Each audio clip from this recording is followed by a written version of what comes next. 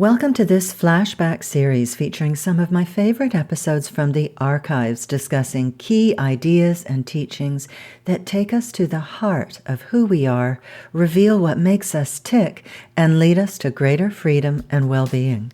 Sit back, relax, and enjoy. I'm your host, Janine Hunt, natural health therapist for over 30 years, hypnotherapist, lifelong learner, and student of the Ageless Wisdom. Here on the Sort Yourself Out podcast and in my Better Than Happy Zone membership, I teach powerful top-down techniques and practices so that you can master your mind and emotions, free yourself of what's holding you back, expand your consciousness, and nourish your soul. So let's get started. Well, hello there. I'm so pleased that you can join me today because we're continuing our discussion of the 3 phases of transformation and how you can activate them in your life. This week, we're talking about phase 2, liberating yourself from your self-sabotaging beliefs, thoughts, and behavior patterns. We've all got them.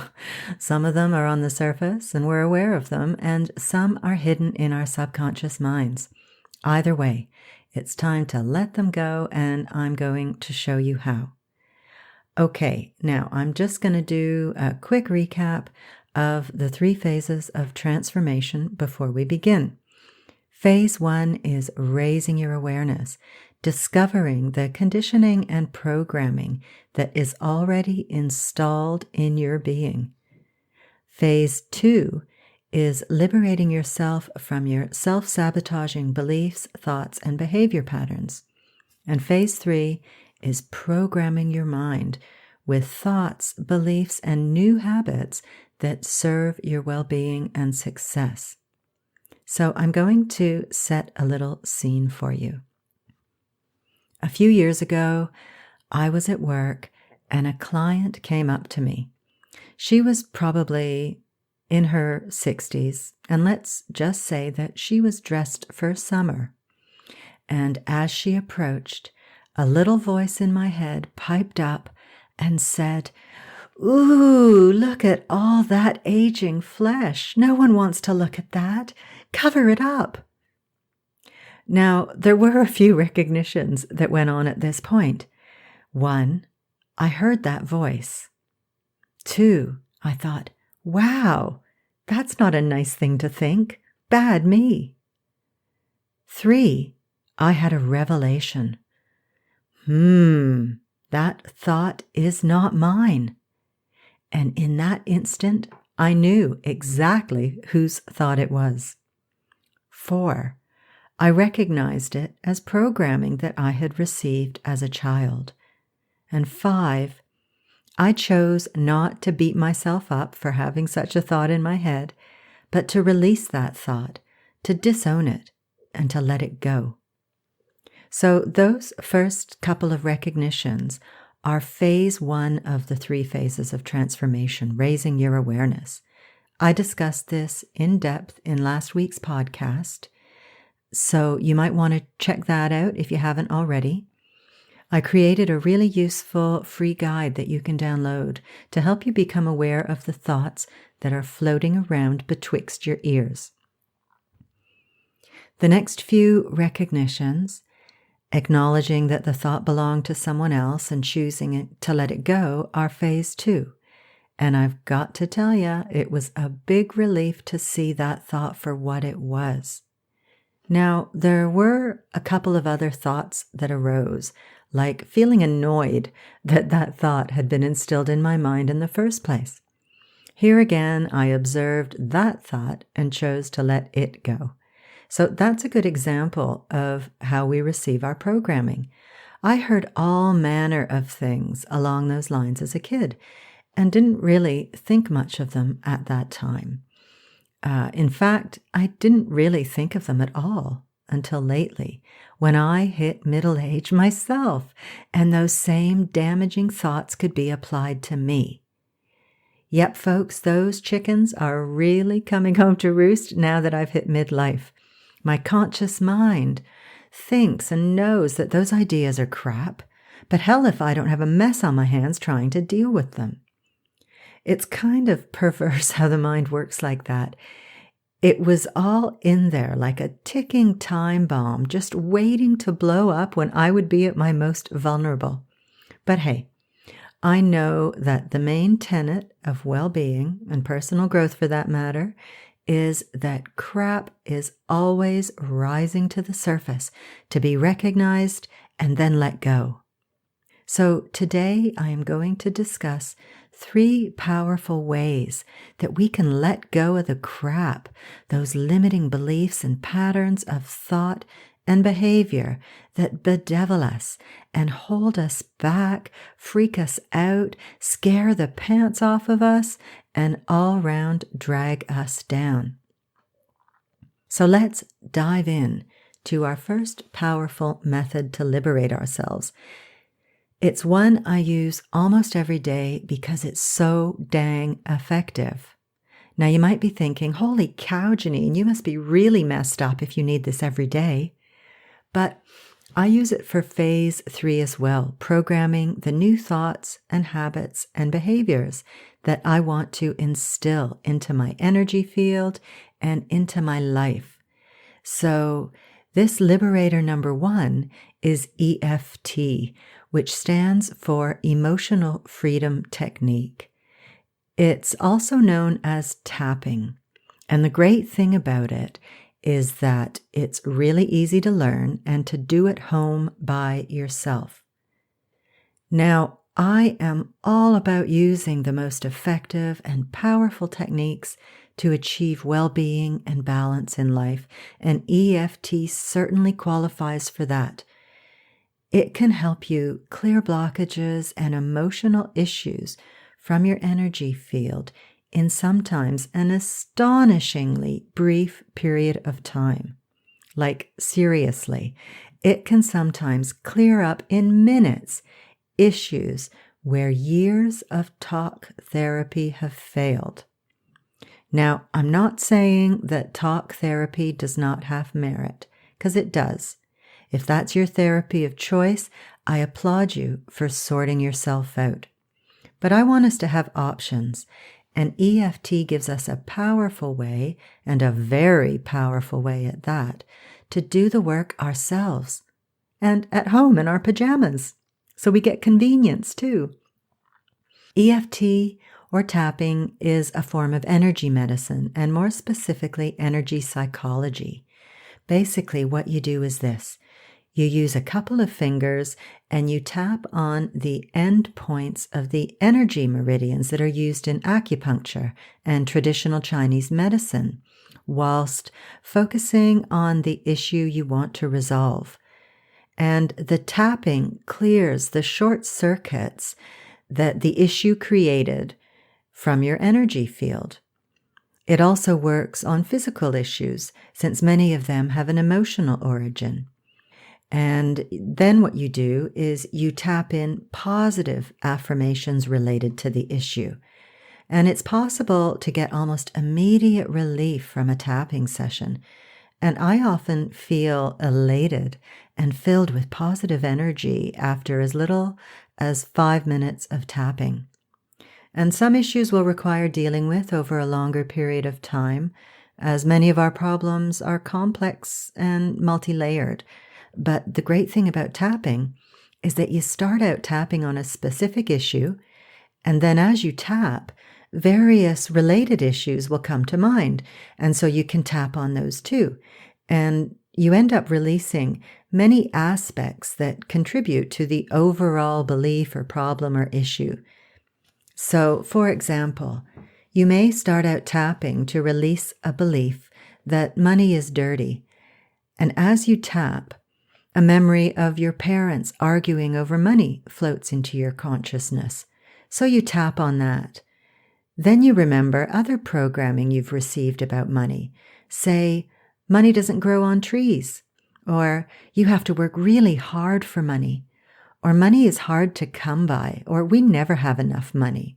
Maybe it's rich people are selfish and stuck up, or that old chestnut that money is the root of all evil. It's like peeling back the layers of an onion as associated issues and memories rise to the surface. And tapping on all the related issues allows you to really release a problem as you're covering all different angles of it. So now on to Liberator number 2. Challenge the belief. You can change a belief by introducing doubt about it, challenging its validity. London hypnotherapist Marissa Peer recommends asking yourself the following questions about your beliefs. Where did that belief come from? Where did I get that belief from, and what authority did the person who held that belief have? Where did they get it from, and is it relevant to me? Is it based on anything that is real and tangible? And the more you question the origin of belief and ask yourself why you are holding it, the more you will begin to doubt it and question its validity. You will no longer fully hold that belief to be true. Like in my earlier example about the voice in my head that popped up saying, "Ooh, cover up that aging flesh," I recognized its source and why that person had that belief.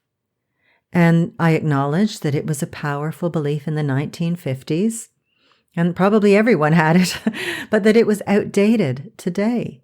I decided that it wasn't beneficial to me and that I didn't want it in my head. So Liberator number 2, challenge the belief by introducing doubt about its validity. And on to Liberator number 3, mindfulness.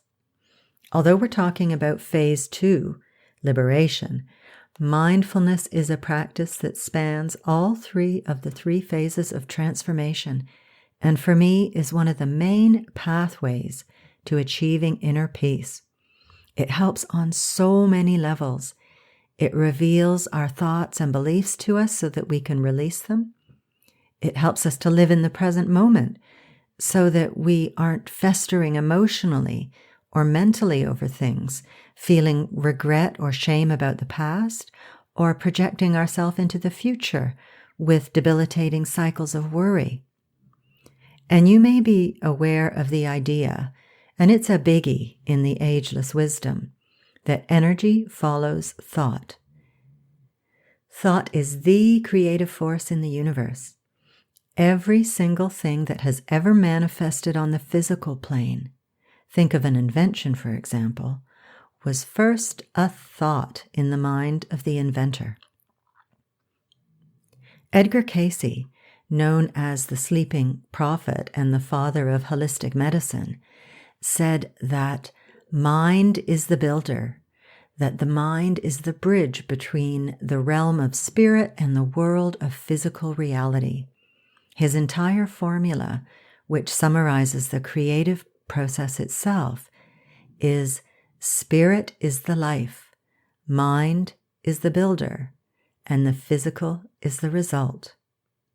So it's important to pay attention to the thoughts you are energizing and whether you want them to manifest in your life.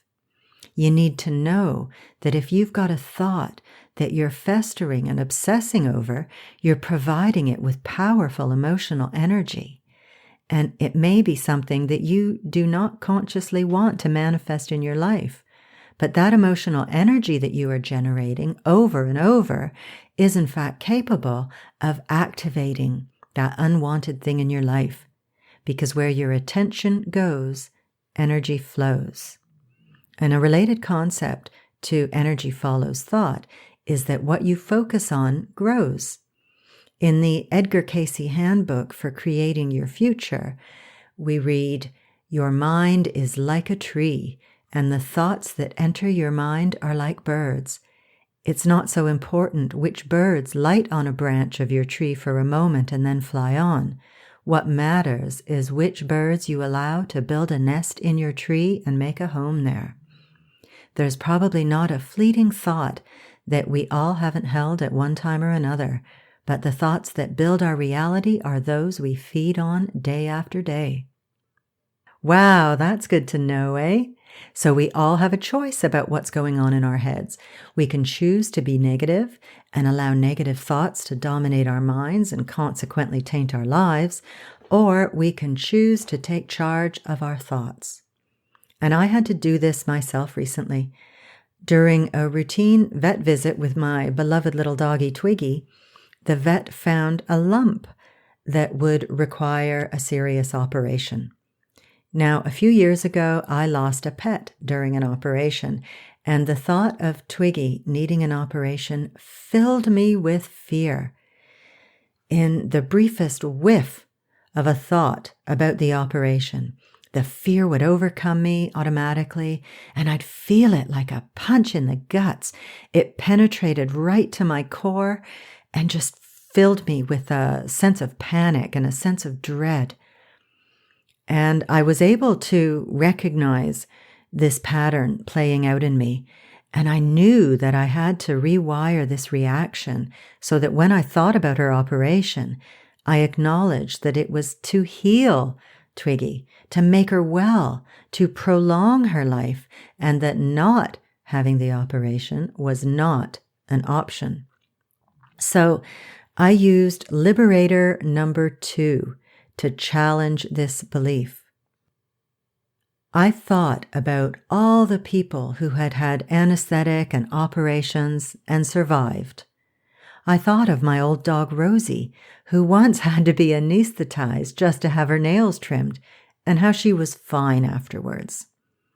I thought of a friend's dog who had recently been castrated and who was alive and well after his operation. And I thought of how 3 years ago, when I adopted Twiggy, she had been spayed the day before she came to live with us, and she not only survived that operation just fine, but handled that, coming to a new home and being separated from her pup who was going to another home with good cheer and a lively attitude. I also did EFT, Liberator number 1, to release that fear and instill positive thoughts around healing Twiggy. I visualized receiving a phone call from the vet telling me Twiggy was doing great and I could pick her up at 5. I visualized picking her up from the vets, bringing her home and her sitting in my lap, healthy and content. I visualized taking her on holiday with us in a few weeks' time and having lovely walks in the rows of vines in the south of France. And I knew that my thoughts and fears were irrational and untrue. And I took charge to create new patterns of thought that got me through the 2 weeks before her operation. I did not have to be at the mercy of my old programming. I decided instead the thoughts I wished to have about this situation, and whenever the fear arose, I replaced the fearful thoughts with my chosen thoughts. All I had to do was catch myself in the fearful thinking. That's Liberator number 3, mindfulness. And then take a moment to reinforce my chosen new pattern of thinking, whether it was just talking to myself, a quick visualization, or doing a couple quick rounds of EFT. And my beloved girl Twiggy, I am extremely happy to report, is doing great. As we speak, she is snoring away in her little basket beside me and is in general just back to being her vivacious, bossy self. In fact, I'm going to wrap this up now as it's time for the girls' evening walk. So I really hope that you found this discussion on my 3 powerful ways to liberate ourselves from limiting beliefs and patterns of thought and behavior helpful, and that you're going to try them out in your own life.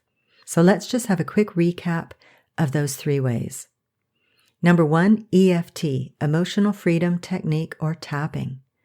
Number 2, challenge the belief, introducing doubt about it, challenging its validity.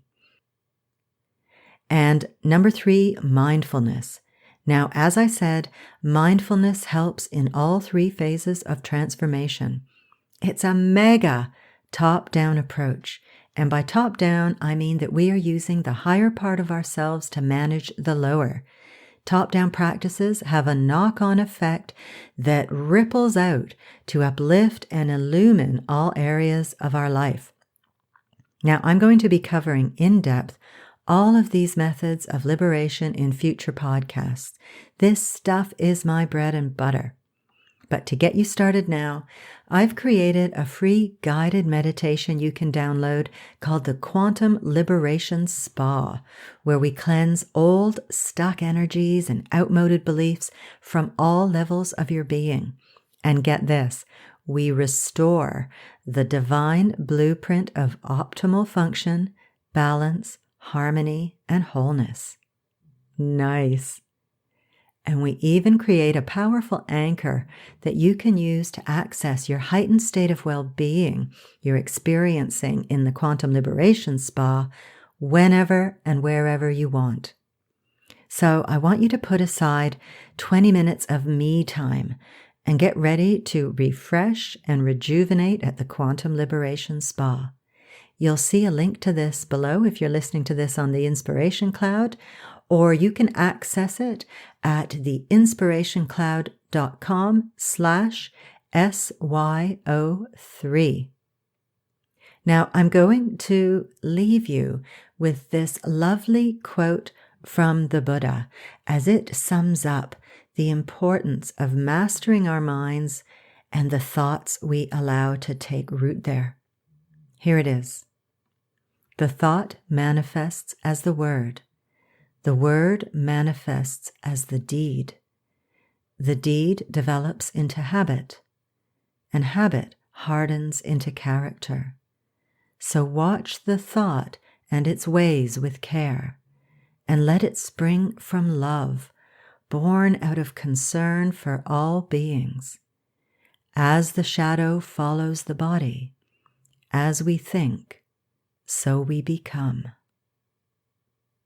Oh, that is so beautiful. Well, folks, we're off walkies now.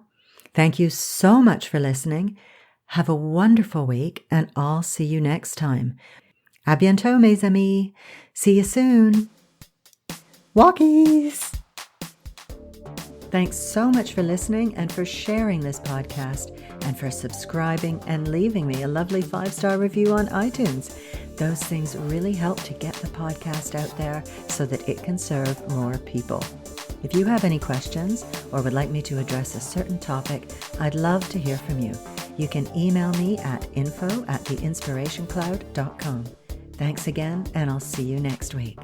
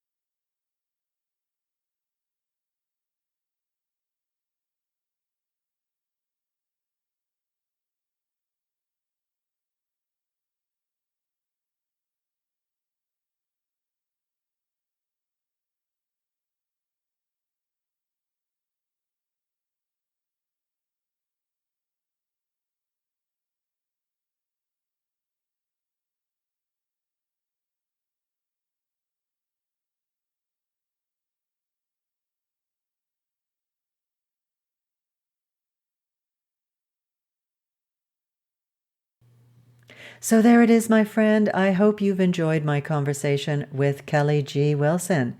So once again, you can find Kelly online at thebutterflyguide.com, and you can get her free workshop that she is offering listeners at thebutterflyguide.com/self-love.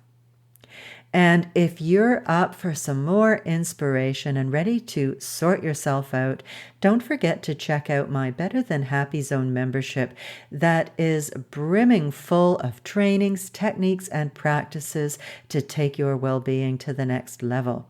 Have a look at betterthanhappyzone.com. And at the moment, you can join for just $1 So you've got so much to gain and nothing to lose. So once again, have a look at betterthanhappyzone.com. Thank you so much for joining me today. I really do appreciate your presence. Take care, and I'll see you next week. Bye for now.